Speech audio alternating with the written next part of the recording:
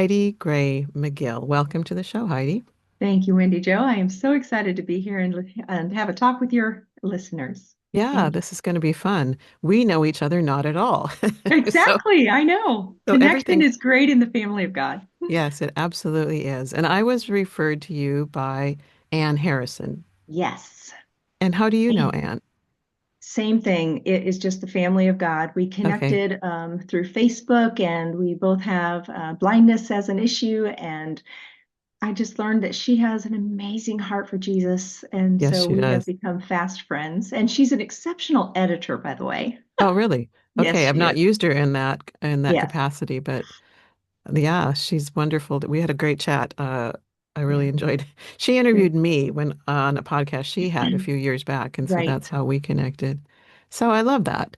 All right. So today we're going to talk about you have I looked at your website. You have how many books that you've I already? think I have 10. Yeah, and some are novels and some are novellas, Yes.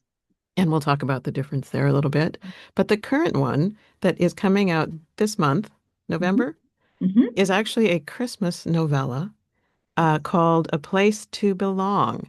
And Yes. it is part of your Discerning God's Best series. Yes.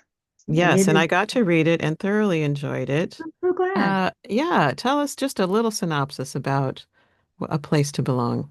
I will. Let me start by saying the Discerning God's Best series has six full novels in it. And so, in one of those books, which was book number 4, Healing of the Heart, there's a side character. Her name is Josephine. And by the time I was done with book 4, I knew that that child had a story to tell. Mm, I just wasn't exactly sure what it was. And when I realized I was ready to squeeze in another book this year, I thought it's Josephine's story I needed to tell and pulled out the little bit of the mystery that we don't know about and wrote that book of what it was that she was going through. And that was an unplanned pregnancy outside of marriage. And the most important thing I want a reader to learn is first of all, we've all made mistakes. hmm.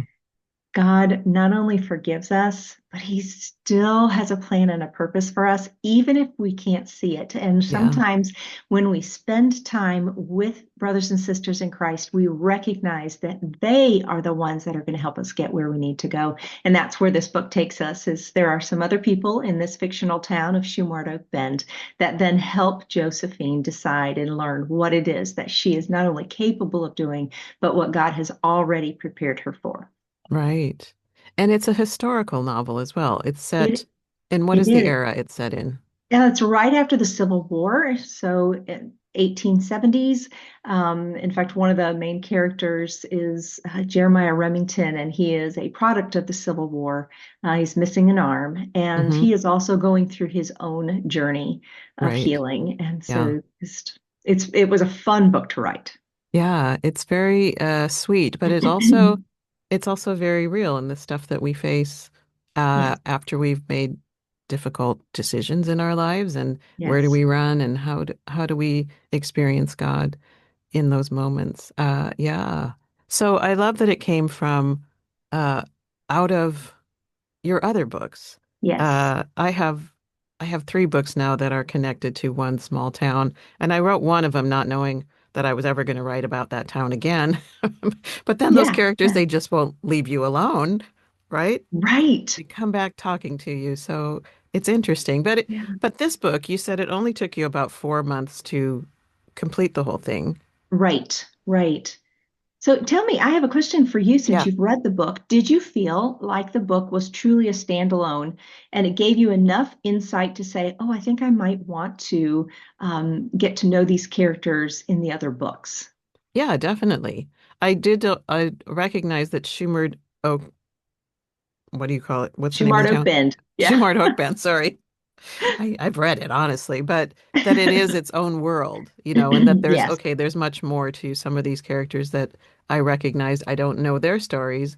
Yeah, but it Yeah. was standalone enough that I understood, pretty much where Thank Josephine was you. coming That's an from. And excellent thing for an author to know. Thank you. yeah, yeah, that I could pick it up and read it, enjoy it just in and of itself. But I am curious Mhm. about that. I'll go back and find some of those other characters. Like, what is that connection with, was it Teddy and yeah, some of those Yes. others. Yeah, Yes. definitely. definitely. So that's a fun Okay, thing to go back. good. And you kind of hope that when you write, the third or fourth or fifth, that people will go back and go, huh, how did we get here anyway? Right. Yeah. So I'm going to kind of start in the middle of my questions with you because Okay. I recognize that you and I have a little bit in common, that you didn't come to being an author until fairly recently. Tell me about that. Yes. So when I started writing, it was 2020. It was during our pandemic, Mm-hmm. and my whole purpose was to be obedient. Mm. So let me just share, Wendy Jo, Yeah. what God was doing in my heart. So Yep. my career has been human resources, fundraising. I've worked for churches and Christian schools, Clemson University, the American Red Cross, and that's just been what I have always done. And when I had children, I decided staying at home was the gift that God was giving me and my husband was giving me. Yep. And so I did that. And then I decided to go back, but I worked as a volunteer. I created and founded a director of an English as a second language program. Mm-hmm. And that ESL program reached 120 individuals, and it became my platform to share Jesus. So, Mm. just so you know a little bit about me, Yeah. if you and I are sitting next to each other in an airplane and you start asking me questions of faith, I struggled desperately, Wendy Jo, to share my heart. Yeah. I can show you Jesus, and when we are friends for a while, there is no question that we have something together when it comes to Christ. But verbally trying to get that out is really tough. Mm-hmm. But I have learned that if I can write it, if I can have enough time to process it, and Mm-hmm. maybe not throw it at you, but to write it through the character so that there's a storyline and you see a progression of faith happen, that's how I can share my faith. Yep. And so I had been a beta reader. Now, a beta reader is someone who, when an author has their book and it's been through an editor and you think all your things are fixed, there are no more edits that need to be made, you send it to a beta reader and a beta reader then reads it and finds all the things Yeah. the errors that you made when you were Right. making the Yep. edits. And they are a blessing. And I had been a beta reader and I thought, Okay. I could write a book. How hard could this be? And of course, all authors laugh and say it's really hard. Yeah. Um, so I thought I can do this. And when COVID hit and I needed to close that ESL program and retire, I thought, I have no excuse. I Hmm. need to just do it. So I wrote this story and I published it in November of 2020 that year. I just truly gave those 8+ hours a day to Wow. writing and learned so many things along the way, including things that probably most authors will want to avoid. And Right. so I'd love to share a little bit of those. But Yes, that's how I absolutely. got where I was, where I am. Oh, so you just jumped right in, I 8 hours did. a day. You treated I it did. like a job. Yeah, absolutely. Did you have any background in writing? Oh no, I barely passed college English. Okay, Yeah. excellent, Yeah. excellent. I love that. No, this is when what Grammarly is really helpful. But the Hmm. truth is, it was friends and family who walked beside me. They knew my heart. They Hmm. knew that I wanted to do this as a mission, as a ministry, that I needed to share Christ. And when someone wants so desperately to succeed, people do come around you and support you, and they're your Aaron and they hold your arms up. And when I was failing and flailing, they were there. And I especially have a girlfriend, Stephanie, and Hmm. she spent countless hours reading my books and giving me suggestions. My sister, Javetta, truly probably spent 2 to 3 hours every day just helping me as we would banter back and forth and decide, is this realistic? Would this really be able to happen? Is this plausible? Yeah. And those kind of things were just absolutely invaluable. Yeah, that's amazing. And you had to do some research. I mean, most of your books are set, are historical. You have a couple of Yes. contemporary ones I see, but you Yes. have to do research then too, because you didn't live in the Absolutely, I do 1870s. have to do research. Whoever they are, says write what you know. And I had been a historical reader for a long time. Christian historical fiction has always been my favorite. Mm-hmm. So I understood what things would happen. I didn't take them on a wagon train, so I didn't have to get super detailed about that. I got Yeah. them there. They started. They had a place to live. This is what, and I in there. So there are some things that you just innately know because you've spent so much time in that Yeah. genre. Other things I made up. Hmm. And this is where the internet was very helpful in telling me what would the weather be like, what would the ground be like, what plants would you plant, crops would you plant, what time are the leaves going to change, what trees. That's how Mm-hmm. Shumard Oak Bend came to be. What trees are there in this area? What do they look like? What do the leaves sound like when they fall? The internet is extremely helpful for that kind of Yes. information. And so that kind of research was helpful.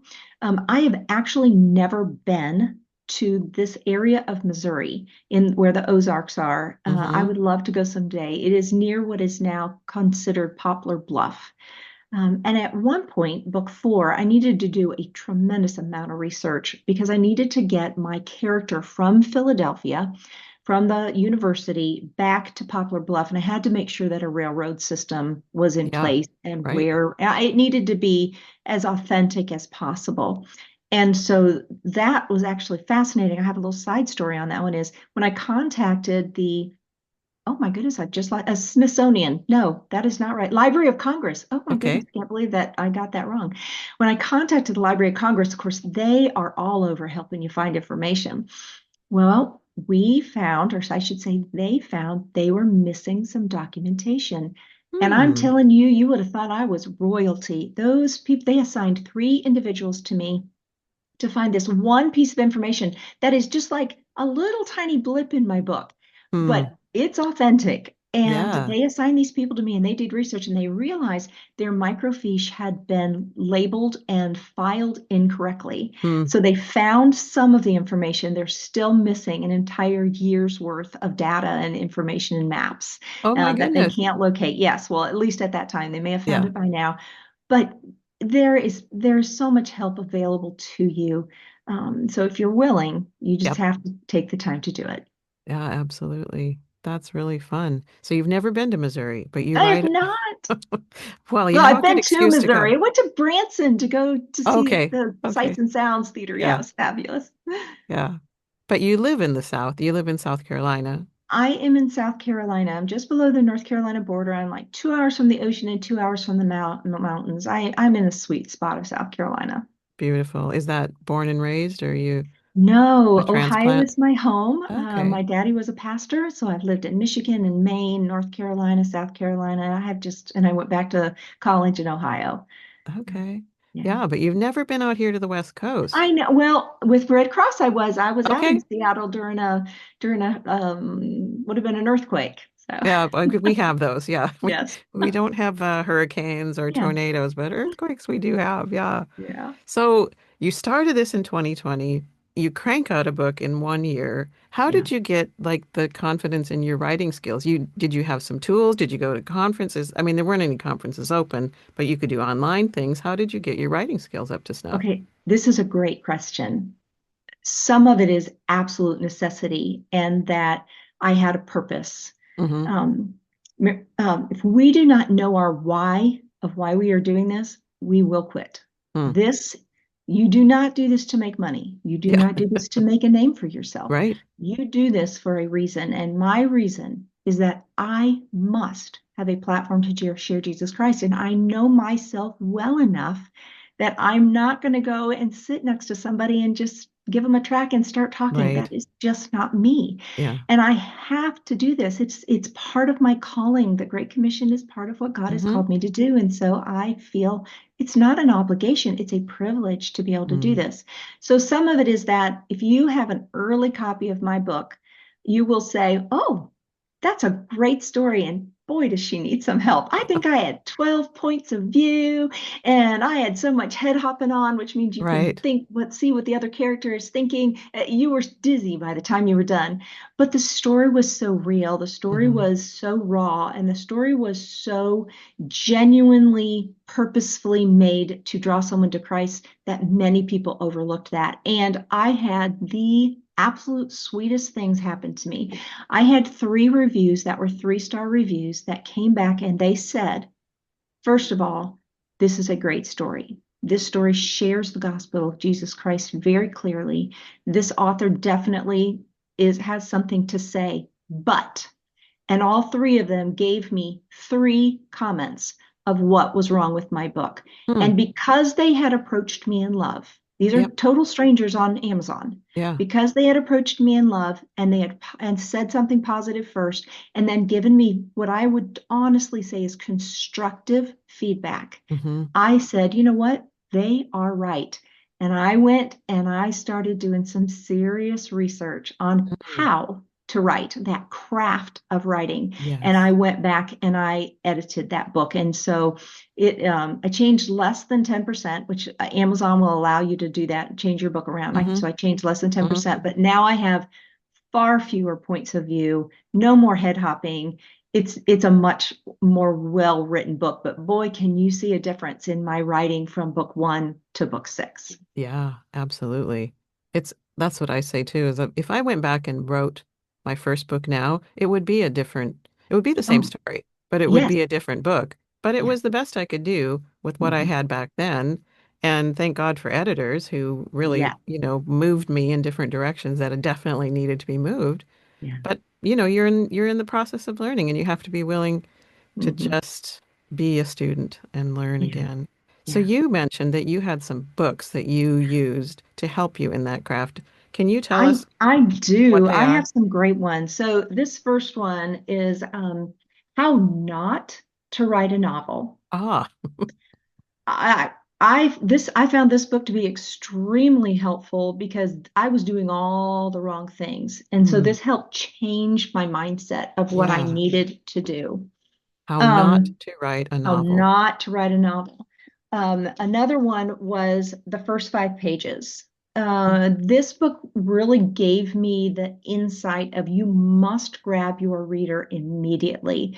That first book, my very first draft, I started my story in like chapter 3, Right. and I had to go Yes. back and kind of rewrite. Lots of Yes. new authors do that. Yeah.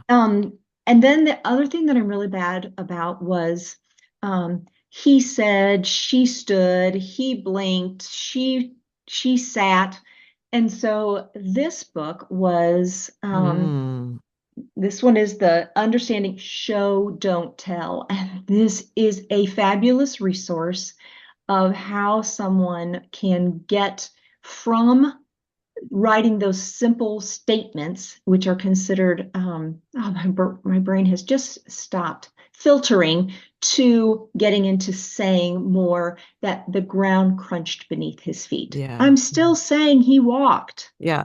but I'm doing it a different way so that the Right. reader can visualize it. Yeah. And I have an extra copy of this, and I would love to be able to give this to someone who Okay. listens to your podcast. If we can Yeah. figure out how to make that work, All I would right. love to do Well, that. understanding, show, not tell. And yeah, so sure not help. Definitely. Okay, another one was this is the title is kind of funny. Save the Cat writes a novel. There's a couple of these out there. This one is definitely one that you want to read, and it just helps you if you are a pantser, Mm-hmm. meaning that you just write by the seat of your pants. This helps you be more of a plotter, Mm. planning it out. Now, I call myself a plantser. Okay. So You're a hybrid. Yes. yes, I, I take my story and the things that I know are I know my characters and I know my world. Those are the two Yep. things I always know. And then I also always know what is my character missing spiritually Okay. and where do they need to end up spiritually. Mm-hmm. And I know that arc of how I'm going to get there. And it sometimes changes Yeah. how that happens in between my books. Sometimes that pantser in me Yeah. says, "Oh, we got to go a different direction." Another character falls in, something happens that Yeah. I hadn't Yeah. prepared for, but I still know how I'm getting them to the end. So I find that book helpful. So I have two more. Okay. Um, this is an entire series. This is called the Emotional Thesaurus. And this is when you get stuck on a word. Now, I don't know about you, but I get fixated on one word. Like I'll say, oh, it's fabulous. The Yes. music was fabulous. The food was fabulous. Everything was fabulous. And I get so fixated on fabulous that I can't get the word out of my mind. Yeah. And so this will then help me not only to find a new word, but when I can't express a character, for example, I want a woman to be upset. So I need to understand what her lips are doing. So Mm, I think about what kind of upset is she? Is she upset because she's hangry? Is she upset because someone made her mad? Or is she really just clenching her jaw? And so I can look up a keyword such as anger, mhm, upset in these books, and it will give me examples mm, of what does her mouth look like? What is her body doing during this point? And it goes back to the show don't tell. Rather than saying she clenched her jaw, mhm. her lips Yeah, moved into a thin line and her teeth ached. You know, I yeah. just said she clenched her jaw. And so Uh-huh. they go hand in hand together. And I really like that series. The last one is Goal Motivation and Conflict. And this book I have found is probably the most helpful for a brand new author. It doesn't give you as much structure as Save the Cat, which can be a little overwhelming. This book is going to help you recognize when you've already got a story in your head to make sure that you are following some guidelines that are pretty standard, whether you realize it or not when you're Hmm. writing, of how to get a character from point A to point B and keep your reader's attention. And I Yeah. found that these books are super, super helpful. And I refer Yeah. to them quite often. Thank you. You've got a whole library right there. Yeah. I'll put those in the show notes so that Yes, our audience can utilize them as well. So, but also you write romance. I Why do. romance? Well, I started out that first book as just historical fiction. There is very little romance in there. And part of it is because I didn't know how to write romance. Mm-hmm. That's a pretty hard thing to do. And when you are writing not just clean, squeaky clean fiction, but Christian fiction in historical time frame, things were a little different. Yeah. They didn't immediately kiss after the first date, you Right. know? So it is a very challenging thing to be able to make a reader swoon Yep. without being verbally sexy Yeah. and sharing more than needs to be shared. Yeah. And you can do it, but it is a challenge and it takes a lot of practice. So Yeah. that growth came from writing more and more and figuring it out and reading. Yeah. Um, Pepper Basham is one that is she's a contemporary writer and she writes Mm-hmm. a great romance. And so it's fun to be able to pull from other authors who just write really, Yeah. really good Yeah. romance. You know what good looks like and sounds like and feels like. But I know that romance has like you have particular beats you have to hit along the way that readers we don't know that we're expecting that, but we are expecting that. And It so you have to fit those, know what they are and yes, fit them in. Yeah. So well, it's not just it's the Hallmark movie.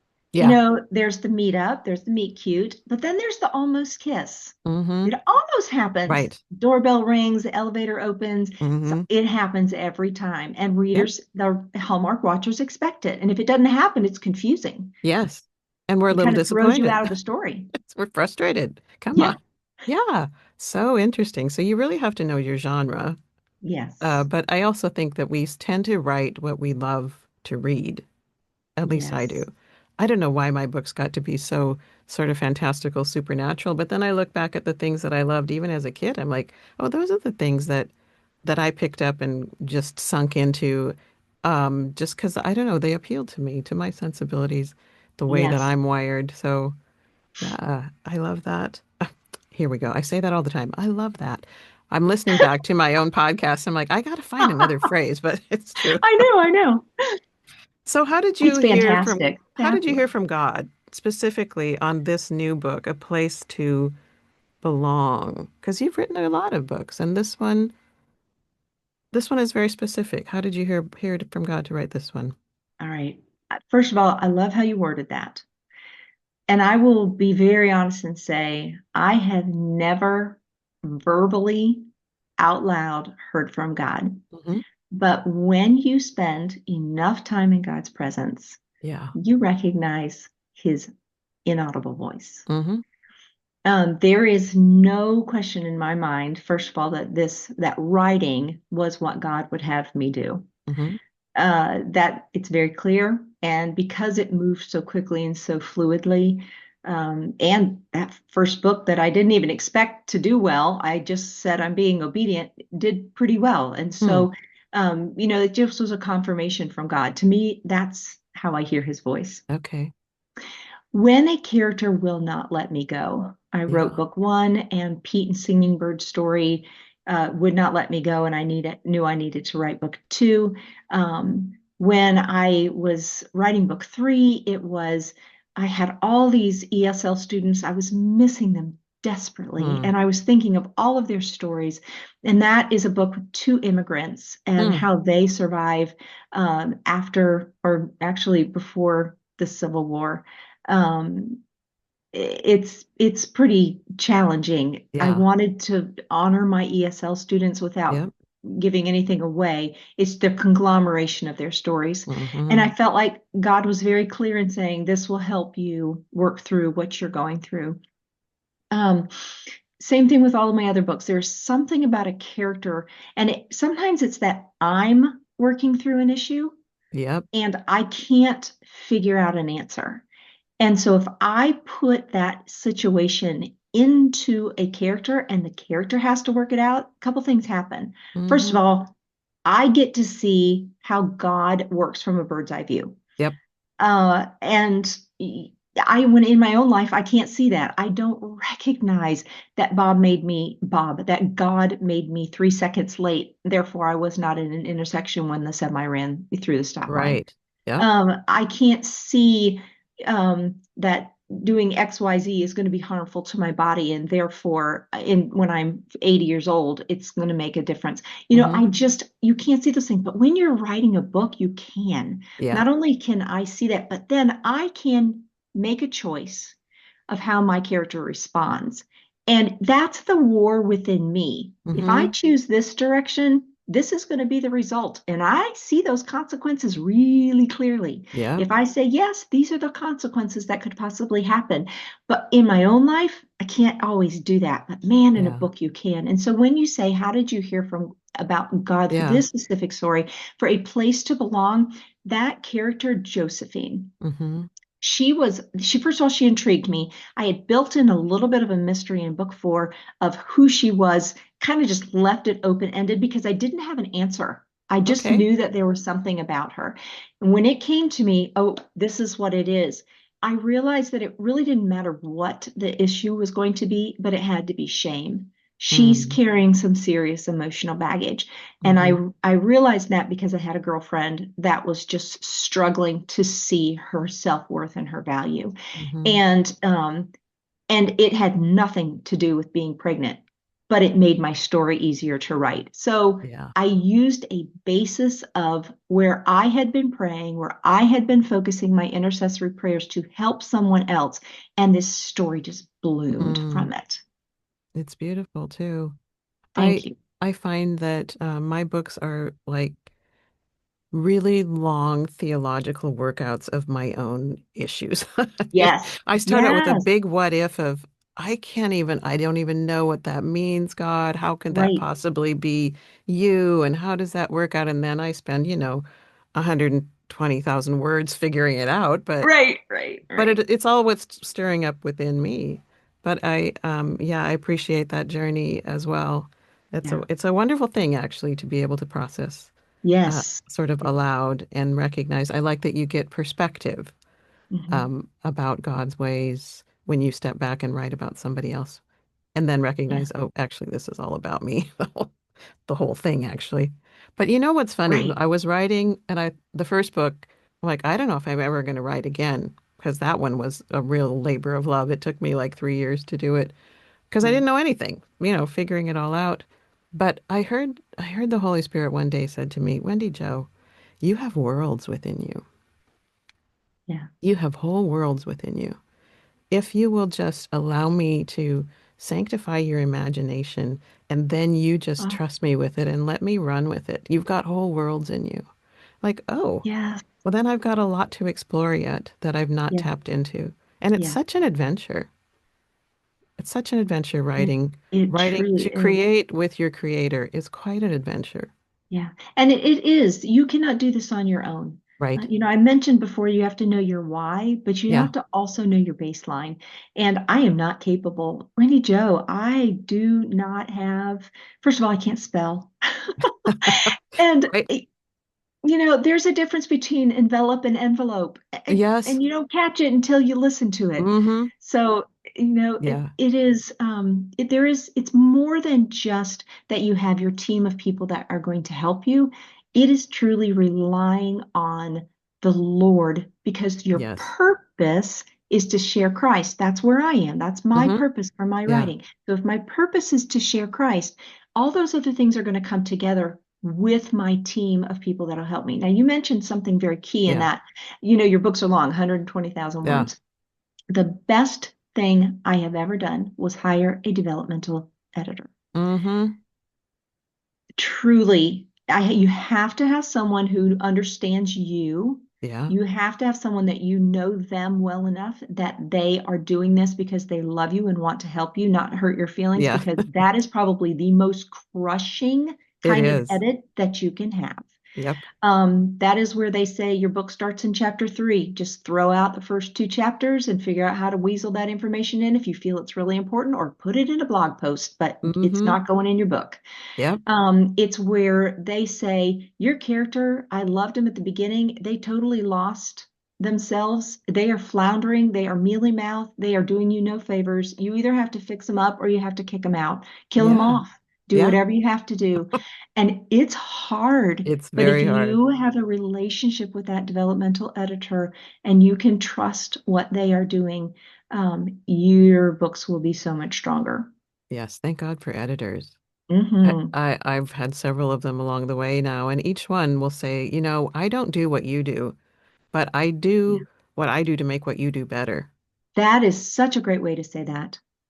Yeah, and they're darn Absolutely. good at what they do. Yes, they I am are. so appreciative of everyone I've had. Yes. So you have self-published, but you say that you're independently published. Tell me about this. You have your own imprint. What does that mean? How does that All work? right. Yes. So when I started, I just did what every author who does not work for toward a traditional publication. Hmm. That was not my goal. I knew that I needed to do this now, and I really didn't know if I had it in me to go through that process of Yeah, traditional that's a long publication. process. Yeah. Yes, it is. And so I self-published. It's a beautiful thing that you can, if you just want to say you're published, write your book, put it up on in Kindle KDP, and you can say, I am a published author. Now, that's not definitely not what you want to do, Right. but that is what millions of people Yeah. feels like are doing every day. There's all kinds of Hmm. content out there. They're writing it with AI and sticking their Yeah. name on it and putting it up, and it's considered a Hmm. book. I wouldn't recommend that, but I went through the process as cheaply as I could. My goal in the beginning was to try to not spend a lot of money. Hmm. So I used my family, my friends as my editors. I got a cover artist who I said, I'm probably only doing one book. And she said, I'm not taking any more clients. I'm like, if you could just do Yeah. one, just Yeah. one. In fact, you have at it, do whatever you want. It just has to scream Christian historical fiction. That's all I'm asking. She's like, whatever, I'll do it. And of course, I loved my cover, and it definitely says Yeah. Christian historical fiction. There's no man chests or anything on it. Right. Right. Um, and so I, but being independently published meant for me now, though, I am not only the CEO, I'm the marketing director, I'm the cafeteria person. I'm the chief bottle washer. Yep. I'm the floor sweeper. Hmm. And I'm the tier wiper. Yeah. I mean, it is exhausting. Yep. Once that book is written, that's when your job begins. You think Right. writing the book was hard? That has nothing to do with how difficult it is. You Hmm. can get it out there, but if you want to make any kind of money or get your book sold, you have to do some business. And having a business mindset Yeah. is what probably helped me the most. Being in the business world to start with Hmm. really did make a difference. Yeah. So you also said about imprint. So Yeah. as I was writing, I was in this genre, I'm doing what I know, and I'm like, you know what? I need to grow as an author. And I thought I write in what's called third person omniscient. And so that means that my narrator is God, and that we are hearing the story through through the narrator's eyes, and we hear the person said he um, Joe continued to walk down the road. We'll just use that as an example rather than I Okay. walked down Yeah. the road. So that's Yeah. first person. So Yes. I thought, you know what, I'm going to give this a try. So I tried to do it in historical, and I found it to be really hard because I was so used to writing historical in third person. Hmm. I did write one book, A Bride for Harley, and I said, okay, at least I know that I can do it. But I think I'm Yeah. going to try it in contemporary. So I wrote two books within a multi-author project. They call it a Yeah. map. And it was called You Are on the Air. And it's first person contemporary romance. They're just Hmm. little short stories. One is about a blind girl with the same eye disease that I have, and then another is a curvy girl story. And I had so much fun writing these. But when you write a book that has something to do with music, and the fact that it was in this multi-author project, I learned that if one person in that project made an error and they were sued because they had put um, a, the lyrics to a Oh, song in the book, yeah. we could all be in trouble. And so I Mm-hmm. decided at that point, I do want to make this a business. I don't want to just do this as a fun hobby. Yeah. So I created an LLC. So I am Heidi Gray McGill Books LLC, and that is my imprint, and that is what I publish under. Excellent. Good for it's good for all of us to hear because we once you decide, okay, I'm going to take this seriously. Yes. Yeah, how do you go about doing that? Yeah, and it was really easy. I watched a video from Thomas Umstattd. Mm-hmm. He is a wonderful Christian podcaster, novel marketing, Mm-hmm. I believe is what his podcast is called. And he gave all the instructions on what I needed to do, and the process was very easy. Just register with your state, and Yep. it was Yeah. not overly expensive, and Right. it was worth it. Yeah.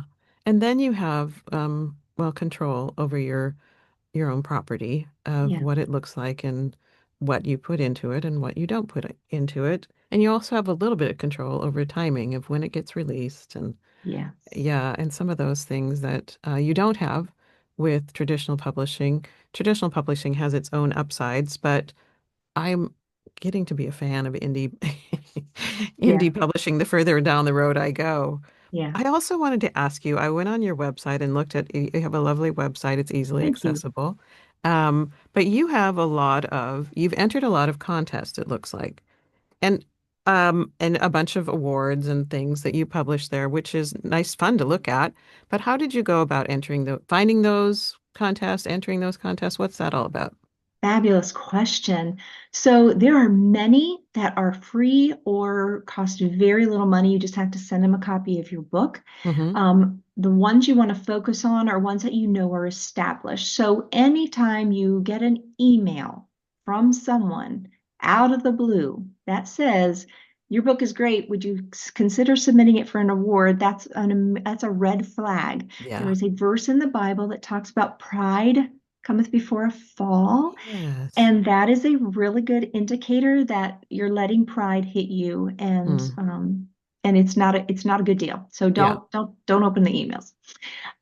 There is a list, and let me get that to you for your show notes Okay. of all of the different places that you can go to submit your books, no matter if it's a epic fantasy, a children's book, something like a C.S. Lewis, a nonfiction, written in Spanish, all the places. There Yeah. are so many very good book places that you can submit to. Some will have awards, some will have cash prizes. Some will promote your book if you win. It's a lot of things, Yeah. but the best ones that I have found have been through the recommendation of other authors. Mm-hmm. So when I see that my favorite authors have won an award, I want to know who is it that they are dealing with because Okay. I want to run in the same circles. Yeah. Michelle Shockley, Michelle Greep, Laura France, um, Melanie Dobson. All of these ladies are people that I love their storytelling, and I Mm-hmm. want to know what it is where are they writing and where are they doing, where are they doing their awards. Yeah. Now, most of those are traditional writers. There's a Hmm. couple independently published ones that I also follow, but there are two that are really, really cleared. ACFW, American Christian Fiction Writers, Hmm. is a group that you can join. You can also join a local group if there's one near you, or some of the chapters have Zoom that you can be a part that way. Hmm. They have an award that's called the Carroll Award, and I would love to win that someday. I have yet to submit.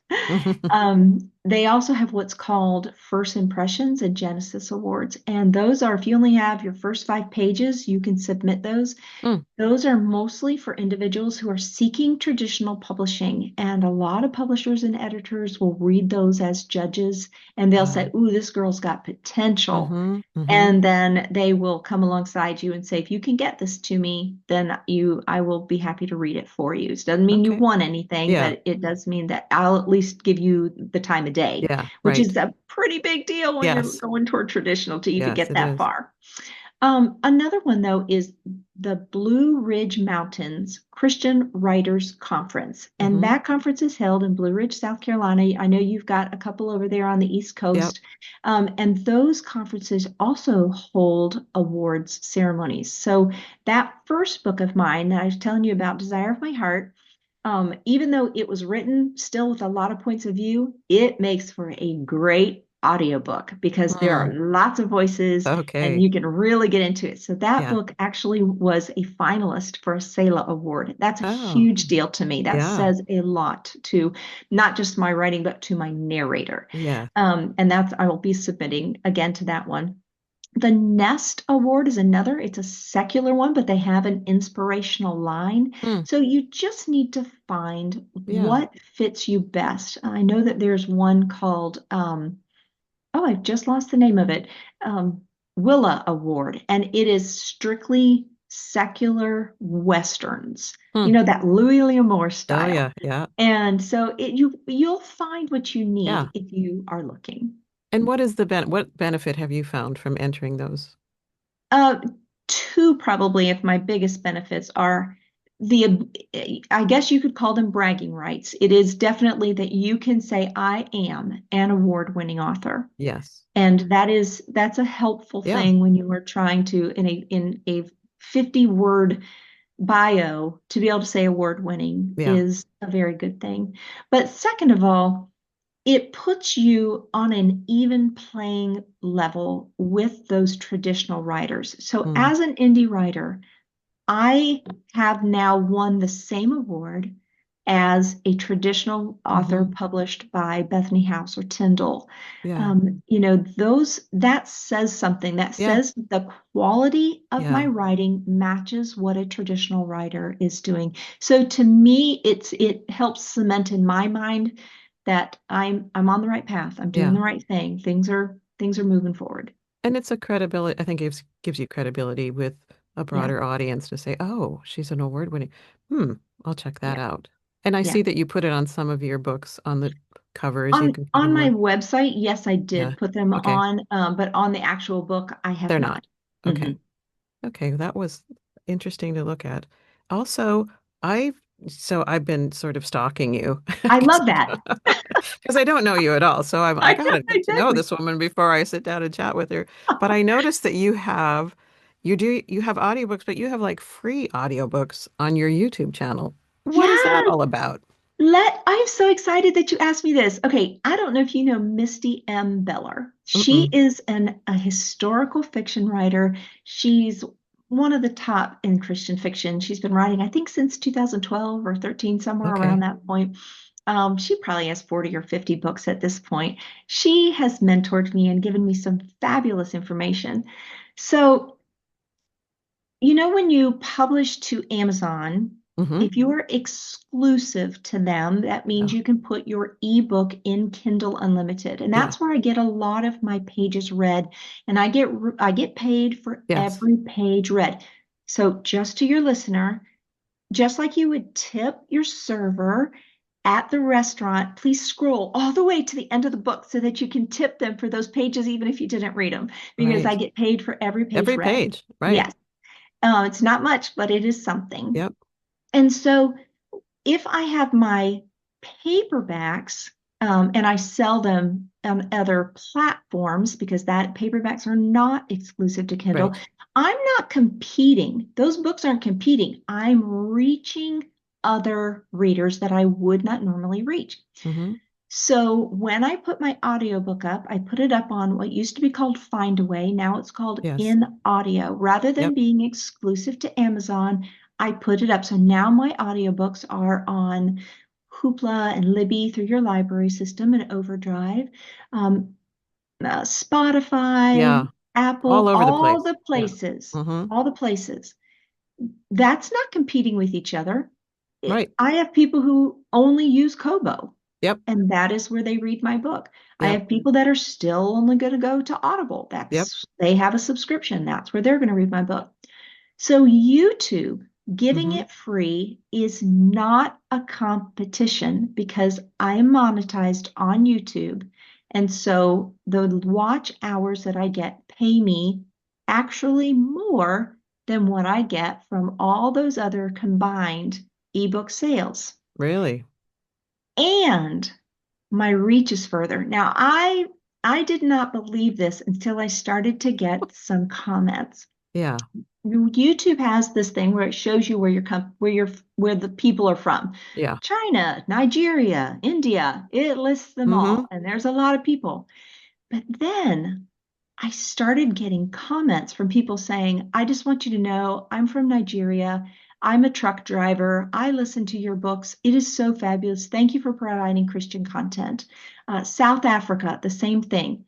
It is so nice to find a Christian and clean book that I can play in the Yeah. car while my kids are listening and I don't have to worry about language or sex. Mm-hmm. These people are telling me where they're from now. And so I'm recognizing I have a new, huge Mm. mission field that I would have never reached had I not done this for free on YouTube. And so it's been a fun journey to see that. And the trust factor of me getting it out there and doing it was tough, Yeah. but it has paid off. Oh, that's wonderful. Because I have my books. I do my own audiobooks, right? You know, Yes, my little studio right here, I do them. And I noticed right away that I'm not going to go exclusive. I do have Kindle Unlimited for my ebooks, but yes, I'm not going to go exclusive with audiobooks because so many people don't want to use Audible. right, A lot of people are, I know they're not like anti, oh, well, some of them are, but right. but I also I want them to be available in libraries. I want people to be able Yes. to get them for free. And I grew up a big fan of libraries, and so I want to support that whole Yeah. system. So, but I've not put them up on YouTube yet. So I was interested to hear how that all Yes, worked. yes, that's a whole talk on its own. Well, Yes, you it mentioned is. something else, and for a new author, being a part of Kindle Unlimited and exclusive to Kindle is helpful because Yeah. people are more willing to take a chance on your book because if they read the first 5 pages and they don't like it, they return it, it doesn't Yep. do them any harm. They haven't Yep. lost any money. Yep. And so it is helpful, but I still find that there are just some people who really want to read and they'll binge read. And now that I have 10, yeah, I Mm-hmm. mean, they will binge read through the entire series. Yeah. And that is very helpful. Now, I Yes. did one other thing in that because your paperbacks do not have to be exclusive. I Yeah. opened my own storefront because there are people who are very anti-Amazon. They Yep. do not want to Yep. purchase anything from Amazon. So they do have the option to come and purchase my ebook, not my ebooks, my audiobooks and my Paperbacks. paperbacks from my storefront. And that's through your website. Yes. Yeah. So your website, so gosh, these hours flying right on by. So Oh your my goodness. website is Heidi Gray McGill, and it's MacGill. MC, MC, MCG. Yep. MCG, sorry. That's You're my okay. bad. MCGIL. And that's where they can find all your books. Yes. And you have a beautiful blog that you do as Thank well. you. Can we Yeah, find you on social media anywhere or? absolutely. I am. YouTube, of course, is one place that you'll find me, but I'm on Facebook and Instagram, on X. You'll find everything at author Heidi Gray McGill. Once you hit that, verified on Google, so once you hit Heidi Gray McGill, you will find all my sites. We'll find you. You'll We'll find find you, me. Heidi. It's been so great. It's been so great getting to know you. And you have another book I noticed on your website that's coming out soon. Is So that A true? Place to Belong is comes out November the 18th, and then Yes. I'm still writing book Ah, six, Keeper of My Heart, that comes out April the 7th of okay. next year. That is nose to the grindstone for me right now. Yeah. Yeah, I noticed that. I'm like, well, this woman is just keeps cranking them on You out. got to keep going. You can't, there's no break. This- I know. Isn't that crazy? All right. Let's see. Let's wind up with this. If you had to give advice to a new author just starting out, what would it be? I'm going to go back to know your purpose, know your Mm, why. Honestly, it does not matter what you're writing. If you are writing a children's book, why are you writing it? You have to know because someone is going to be ugly and write a review that just will destroy you. And right. you have to be able to slough it off or don't read your reviews, but Yep. you have to be able to let it go because you know your why was to do this. Mm-hmm. I had my very first one-star review Mm. was a great book, but the wink was a bit much ad nauseum. And I Oh. thought, I am not even going to get upset over this. That I'm just going to pray for that person. Moving right along. Moving right Yes. along is right Yes. because I knew that I was hitting that story. The wink is very important for that person who does not know how to express themselves before God, that there's still more ways. God sees Hmm. everything. He knows everything. And even if it's just a wink, God understands. Yeah.